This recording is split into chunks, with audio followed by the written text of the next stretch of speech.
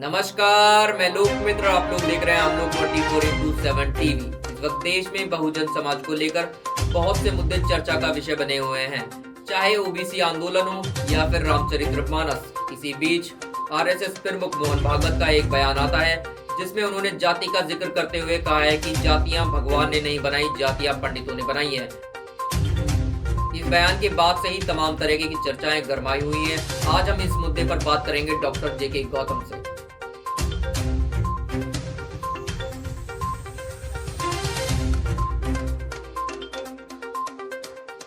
एक जो ओबीसी समाज के बारे में उन्होंने कहा है, ओबीसी जो हमारा बैकवर्ड समाज है, देखिए एक चीज को मानना पड़ेगा आपको, भेदभाव तो 2000 साल से हो रहा है, ठीक है। और इसमें भी जो हमारा जो शूद्र समाज है, जो अछूत है, जो नॉन टचेबल में आता है, उसके साथ तो बहुत बुरा हुआ है। वो तो झेल ही रहा है, वो तो सदियों से झेल रहा है। उसने आंदोलन भी किए, अपना हक भी लिया, लड़ाई भी लड़ी, वो तो फ्रंट पर है। और आरएसएस ही अच्छी तरह जानती है मोहन भागवत के, हम उसे अब नहीं फंसा सकते, वो अपनी आइडियोलॉजी के साथ है। लेकिन अभी आपने देखा होगा कुछ टाइम से जो हुआ है ना, ये ओबीसी जो है, जो बैकवर्ड है, जो पिछड़ा है, जो ताकतवर पिछड़ा है, जिसे हम वैसे सामाजिक पिछड़ा नहीं कहते उसको, क्योंकि उसके पास जमीन भी है, कारोबार भी है, उसके पास सब कुछ है, लेकिन फिर भी पिछड़ा है। वो फिर भी पिछड़ा है, वो धर्म के अनुसार पिछड़ा था। और वो इतना पिछड़ा था कि उसको लग रहा था कि यार जो ऐसी समाज, जो दलित समाज है, ये तो कहीं आगे पहुंच गया। मतलब इतना पीछे रहने के बावजूद भी ये इतना आगे हो गया है। आज ये आईएएस भी बन गया, डॉक्टर बन गया, इंजीनियर बन गया, जज बन गया, डायरेक्टर बन गया, तो चांसलर भी है, मतलब सब कुछ इसके पास है। राजनीति भी कर रहा है, अपने लेवल पर राजनीति कर रहा है, अपनी राजनीतिक पार्टी भी बनाई है। और हम कहाँ हैं? तो आप देखिए कुछ 2, 4, 5 साल से क्या हुआ है कि जो ओबीसी समाज है ना, ये उसमें जो बैकवर्ड में जो कुछ जातियां हैं, जैसे यादव, अहीर है, पटेल हो गया, कुर्मी हो गया, धानुक हो गया, इनमें जो पढ़ा लिखा जो वर्ग है ना एक, वो जागा है थोड़ा सा। उसने आंदोलन का रुख इस बार किया है।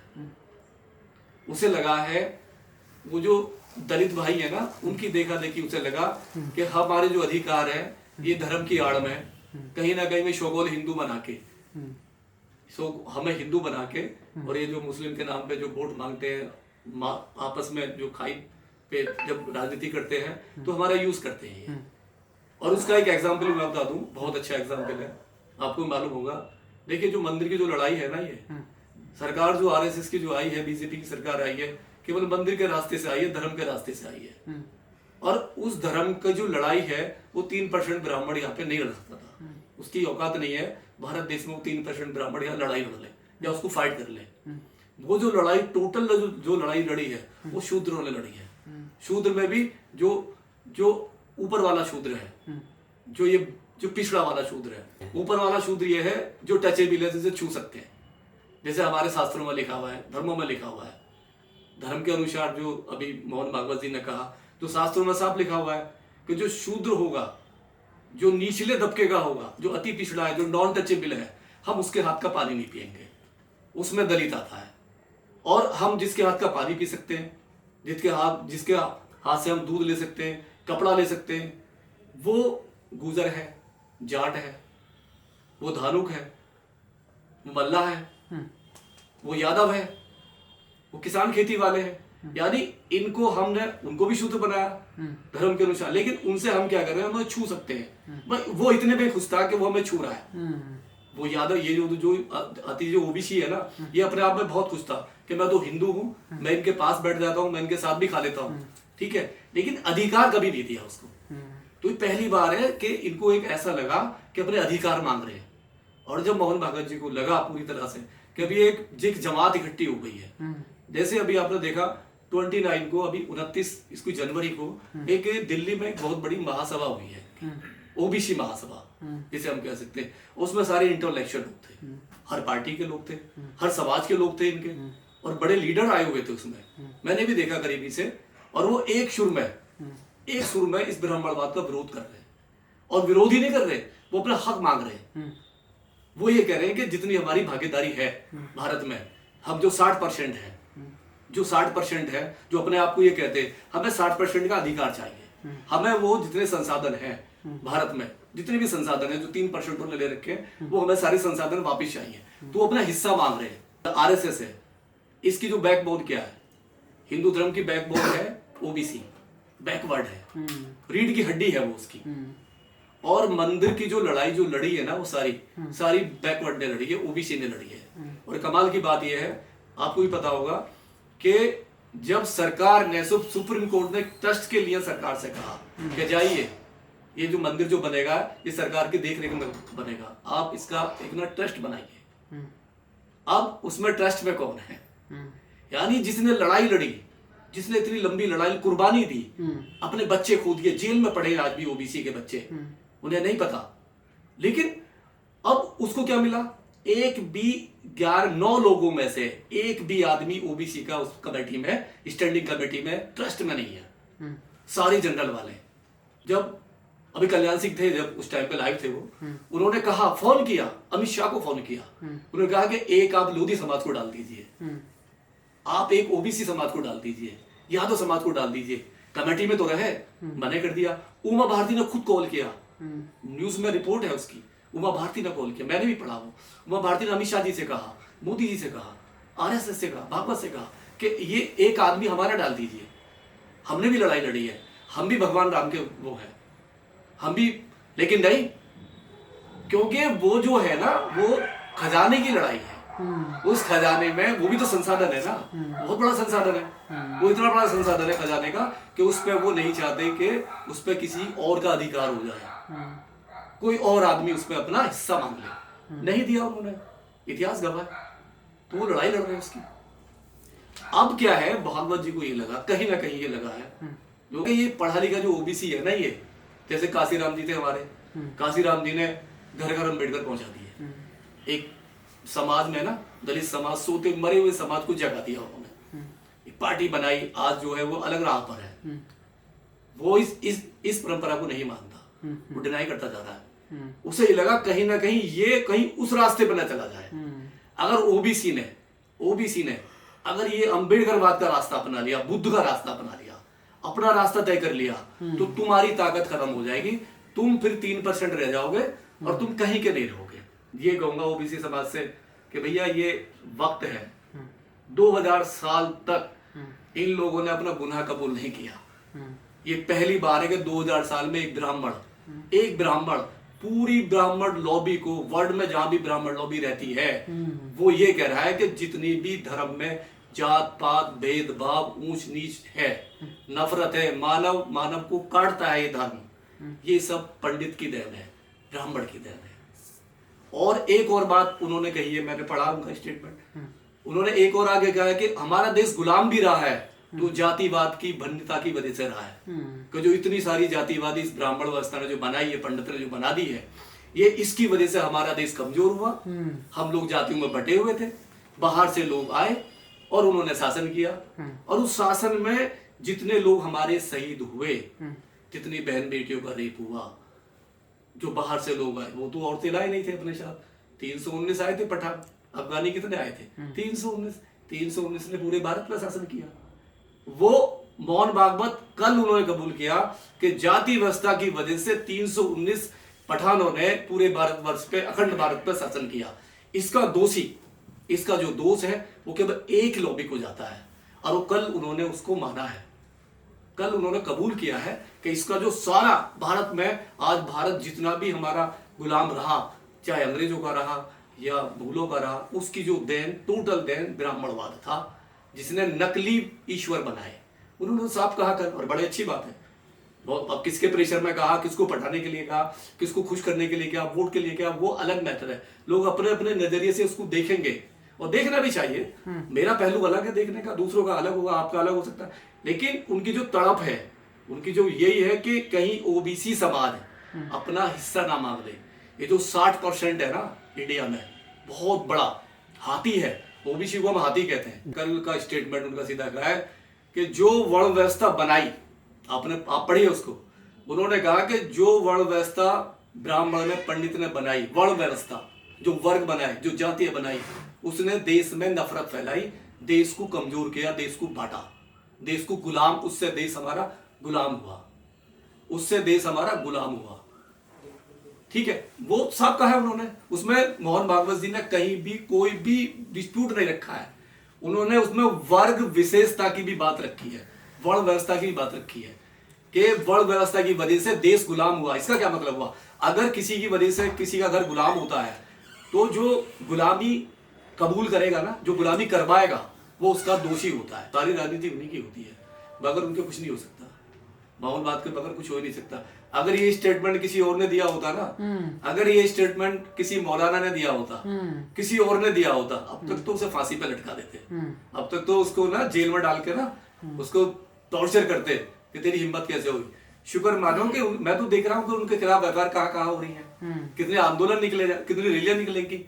अगर मोहन भागवत पूरे ब्राह्मण समाज को एक कल्पित घोषित कर रहे हैं विद प्रूफ के साथ में, क्योंकि पुराणों में लिखा हुआ है, प्रूफ उनके पास है, लिखने वाले वो, इंप्लीमेंटेशन करने वाले वो। हम पे तो इस्तेमाल हुआ है, हमारे लोगों पे तो यूज हुआ है, हथियार उनके थे, लिखा भी उन्होंने, हथियार भी उनके, शरीर हमारी थी, बॉडी हमारी थी, हम पे तो इस्तेमाल हुआ है। लेकिन कल उन्होंने कबूल कराया उसको, और जब आदमी कबूल करता है ना, कबूल करता है तो पूरी दुनिया देखती है। वो हम भी देखना चाहते हैं कि मोहन भागवत के खिलाफ कितने फांसी के फंदे तैयार होंगे। कहाँ है संगठन, जितने सारे हिंदू वाहिनी, युवा वाहिनी, बजरंग दल, जितने सारे संगठन है जो छोटी छोटी बातों पर लेकर भावनाएं आहत हो जाती है, ये तो सब कुछ आहत कर दिया। ये तो धर्म को जितने भी ग्रंथ हैं, मोहन भागवत जी के विचारों से कल जो स्टेटमेंट दिया, उन्होंने साफ बोल दिया कि ईश्वर नाम की कोई चीज है ही नहीं, प्रकृति है। उन्होंने कहा कि भगवान एक ही है। उन्होंने अभी मैं थोड़ी देर बाद पहले जो बात कर रहा था, उन्होंने क्या कहा, जैसे बुद्ध कहते हैं प्रकृति ईश्वर है, बुद्ध क्या कहते हैं, बुद्ध कहते हैं प्रकृति ईश्वर है, यानी ईश्वर हर जगह है। दिक्कत गलत ये है ना, आप इनके पुराणों में जाओगे, अगर वेदों में जाओगे तो वहां लिखा हुआ है कि वो कि ब्रह्मा के मुंह से ब्राह्मण पैदा हो गया। भारत में जितने मंदिर हैं, जितने ट्रस्ट है, जितनी संस्थाएं चलती हैं, जितने धार्मिक केंद्र चलते हैं, जितने भी ये सत्संग है, जितने भी जो चल रहा है सदियों से, जितने भी हैं, एक मुझे नॉन पंडित बता दीजिए, नॉन ब्राह्मण बता दीजिए, क्या वो वाल्मीकि है? क्या किसी जाट को किसी मंदिर का पुजारी देखा है आपने? जितने भी मठ है, जितने भी पीठ है, जो भी जो मधा पीठ है, जितने भी जो भी है, इनके शंकराचार्य, आदि शंकराचार्य, जितने भी रहे हैं, क्या उसमें एक भी नॉन पंडित है क्या? नॉन ब्राह्मण है क्या? नहीं ना। कोई कुर्मी तो नहीं है, कोई यादव तो नहीं है, कोई गुर्जर तो नहीं है, अहीर तो नहीं है, वाल्मीकि तो नहीं है। तो किसने किया? इन लोगों ने। अगर उसमें बना दिया, अगर इनको लगा के गलत लिख दिया, अगर उसमें मनुस्मृति में गलत लिख दिया कि अगर कोई शूद्र अगर वो कोई मंत्र उच्चारण सुन लेता है तो उसके कान में शीशा पिघलाकर डाल दिया जाए, चलो ठीक है, उसने लिख दिया। इंप्लीमेंटेशन तो आपने किया। त्रावणकोर में क्या किया? देवदासी के साथ क्या किया? कौन थे करने वाले? देवदासी प्रथा आज भी चलती है। क्या दोष है देवदासियों का? एक 11 साल की बच्ची को एक भगवान की पत्थर की मूर्ति से शादी करा के उसका रेप करते हैं। क्या सुप्रीम कोर्ट में रिपोर्ट नहीं पड़ी उसकी? क्या नांगली के साथ क्या हुआ? त्रावणकोर में क्या था? 1800 में ब्रेस्ट टैक्स देना पड़ता था इस देश में। ब्रेस्ट टैक्स कौन सा धर्म था वो? आत्माएं नहीं कांपती इनकी। एक स्त्री, मुझे नाम लेते हुए शर्म आ रही है, एक स्त्री को इसी देश में केवल इसलिए टैक्स देना पड़ता था कि उसको छाती ढकनी नहीं पड़े। अगर वो छाती ढक लेगी तो उसको टैक्स देना पड़ेगा। इसी देश में, इसी धर्म में। क्या बात कर रहे हैं आप? कितनी माफी मांगेंगे मोहन भागवत जी? कितने अपराध करे इन लोगों ने? अगर किसी ने 307 किया, 307 में कोई मर्डर करता है, सजा होती है ना उसको। 376 में सजा होती है ना, 420 में सजा होती है ना जी। जितने भी एक्ट है, अगर कोई अपराध करता है सजा होती है ना, होती है। कब सजा मिलेगी इनको? कौन तय करेगा? माफी मांगने से पाप धुल जाएंगे क्या?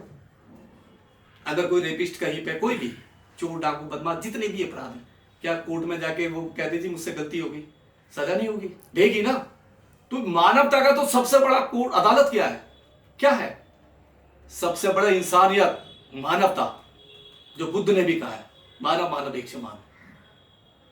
समाज सबसे बड़ा कोर्ट होता है, सबसे बड़ा कोर्ट समाज होता है, इंसानियत होती है, तब सजा मिलेगी इनको। और ये अपने गुनाह कितने कबूल करेंगे, अभी तो लिस्ट बनानी पड़ेगी। जितने भी संसाधन से वंचित रहे हैं ये लोग 2000 साल से, जैसे कि जितने भी संसाधन, शिक्षा, व्यापार, सामाजिक, वो सारे बराबर अधिकार देना। जमीन का, किसके पास जमीन है? धर्म से ही तो जुड़ा हुआ है ये। क्या जरूरत है रामचरितमानस की, क्या जरूरत है उसकी बात करने की? इसको तो नारी देख लेंगे ना, औरत भाई, लेडीज है ना, आधी आबादी है ना भारत में, आधी आबादी है ना लेडीज की। उसने सारी नारियों को बोला, ताड़ कर देखो किसी महिला को, आपको मालूम चलेगा। आज ये संविधान से देश चलता है, किसी रामचरितमानस से नहीं चलता, किसी मनुस्मृति से नहीं चलता है। आपको याद होना चाहिए, बाबा साहब का संविधान दिला हुआ है, संविधान की वजह से देश है। आज अगर आप किसी को ताड़ोगे ना तो उसके लिए एक्ट बना हुआ है, आपके लिए जेल के दरवाजे खुले हुए हैं।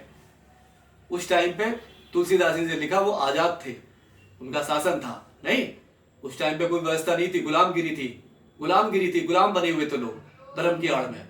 कुछ भी कह सकते थे, कुछ भी लिखो। आज को लिख के दिखा दे, आज करे ना। आज ये संविधान है, जहां बैठा हूं, संविधान से देश चल रहा है। देखिए ओबीसी जो वर्ग है, अब ऐसा तो है नहीं कि एक रात में ओबीसी वर्ग की आंखें खुल जाएंगी, एक स्टेटमेंट से खुल गया, वो जाग गया नींद से, नहीं। ओबीसी वर्ग जो है ना, थोड़ा सा पैनिक होगा इससे, थोड़ा सा पैनिक होगा बस, ठीक है। अगर वो महासभा हुई है, और जो मध्य प्रदेश में महासभा अभी 8-10 महासभाएं हुई, आंदोलन भी हुआ बड़ा ओबीसी का, अगर वो ओबीसी एक बात पे टिका रहा, अधिकार की बात करेगा, न्याय मांगेगा, इनसे अपना हक मांगेगा, जातिगत आधार पे जो उसकी जितनी पॉपुलेशन है ना भारत में, ओबीसी के 60-62%, उसके आधार पर रिजर्वेशन मांगेगा, अपनी सीट मांगेगा, मंदिरों में जहां वो दान देता है, पहली बात तो मैं खिलाफ हूं उसके दान के, अगर वो देता है उसमें हिस्सेदारी मांगेगा, उस दान में हिस्सेदारी मांगेगा, उस राम मंदिर का जो ट्रस्ट है उसमें हिस्सेदारी मांगेगा, तो तब ये लड़ाई मानी जाएगी, हाँ ये लड़ाई लड़ रहे हैं सही ईमानदारी से। मैं फिर कह रहा हूं, ओबीसी जो है ना, ओबीसी इनका दान पेटी है, इनकी बैकबोन है। ओबीसी जो है ब्राह्मणवाद की, मनुवाद की जो है ना, ब्राह्मणवाद जो कल उन्होंने अटैक किया, वो ओबीसी इनके लिए बैकबोन है, इनकी दान पेटी भी है, बैकबोन भी है। यानी ओबीसी इन्हें सब देता आ रहा है। जब ये हिंदू मुस्लिम कराते हैं देश में, तब मुस्लिमों को मारता है वो। जब इन्हें मंदिर की जरूरत होती है आंदोलन की, इनके साथ खड़ा रहता है। जब पैसे की जरूरत होती है तब इनके साथ खड़ा रहता है। हर जगह ओबीसी इनके कंधे से कंधा मिला के साथ में रहा है। लेकिन आज ओबीसी को ये लग गया, ना तो मंदिर से कुछ मिला इनको, ठीक है, ना सरकार से कुछ मिला है, ना सामाजिक दायरे में कुछ बदलाव हुआ है। आज भी ये दोयम दर्जे के हैं, यानी शूद्र हैं। जैसे एग्जाम्पल नेताओं के साथ भी हो रहे हैं जगह जगह, जैसे अभी अकेले जी के साथ हुआ था। जैसे ही वो हारे तो उन्होंने वो दूध से और गाय के उससे वो सब शुद्धिकरण कराया पूरे ऑफिस का। योगी जी अगर उस कुर्सी को दूध से नहीं धुलवाते, और स्टेटमेंट भी था उनका कि इस पे शूद्र बैठा हुआ था, स्टेटमेंट भी था कि शूद्र बैठा हुआ था। और फिर मैं क्यों कह रहा हूं इस बात को, भाई रजत शर्मा की जो आज तक की अदालत आती है ना, खुद जिसका अपमान हुआ वो चिल्ला के कह रहा उसी पे, उसी अदालत में अखिलेश यादव ने खुद कहा कि जी मैं तो अपने आप को, मैं तो बहुत अग्रणी वाला हिंदू समझता था, अपर कास्ट वाला। मुझे तो मालूम योगी जी ने कराया, जब मेरा शुद्धिकरण कराया वहां पे, जब मुझे वो शुद्ध बनाया वहां। तो ये तो उसकी विचार है, हमारे नहीं है। हम तो उसको आगे बढ़ा रहे हैं। एक मैसेज है मेरा, तो मैं तो सीधा सीधा कह रहा हूं, अगर ओबीसी समाज को सही में लड़ाई लड़नी है, जितना भी ओबीसी समाज है या एससी समाज है, ओबीसी समाज एससी समाज का बड़ा भाई है, एससी समाज छोटा भाई है। वो अपने बड़े भाई की तरफ देख रहा है, क्योंकि जितने भी जुल्म जो हुए ना, ज्यादातर जो हुए हैं वो कहीं ना कहीं ओबीसी समाज ने भी इन पर किए हैं, आज भी कर रहा है, कहीं ना कहीं करता रहता है। तो लेकिन अब वो कुछ समझ रहा है। लेकिन अगर ओबीसी को लड़ाई सही लड़नी है और मनुवाद का खात्मा करना है, तो एक रिक्वेस्ट है मेरी कि आपको भैया उसको पहचानना पड़ेगा और उसके लिए अपने दरवाजे बंद करने पड़ेंगे, क्योंकि उसकी जो ताकत है ना, दरवाजे का मतलब ये जो उसकी ताकत है, ब्रह्मांडवाद की जो ताकत है ना, उसकी जो ताकत है वो उसकी दान पेटी है। आप जब तक उनको दान करते रहेंगे, आप उनके कर्म कांडों में रहेंगे, तब तक ये आपका शोषण होता रहेगा। इसी तरह की खबरों से जुड़े रहने के लिए हमारे चैनल को सब्सक्राइब करें। अपडेट्स पाने के लिए बेल आइकन दबाना ना भूलें।